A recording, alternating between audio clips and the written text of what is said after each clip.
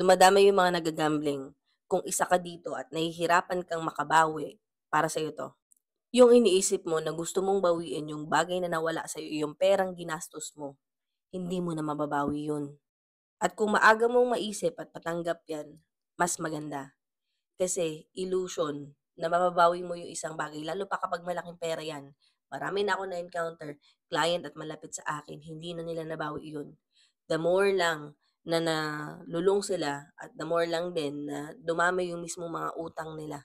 Mas dumami yung problema nung mas tumagal sila. Kaya yung best way para hindi ka maapektuhan na nito, ihinto mo na.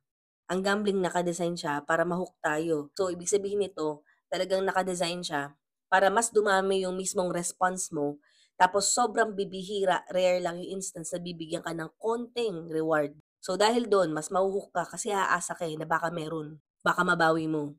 Ang tagal ko ng sinasabi din 'to, hindi ka talaga mananalo kasi ang negosyo sa gambling ay ikaw.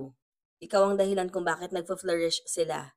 At ito, naiinis ako sa media kasi dinidesign nila yung mismong mga gambling o yung mga pa-jackpot ganyan na para bang naka-frame na talagang mananalo ka. Papanalunin ka naman talaga nila sa una. Yun lang yun. Pero 'pag na-hook ka na, ikaw nang bahala. So, problema talaga yung gambling. Ihinto na natin, yun yung pinaka the best.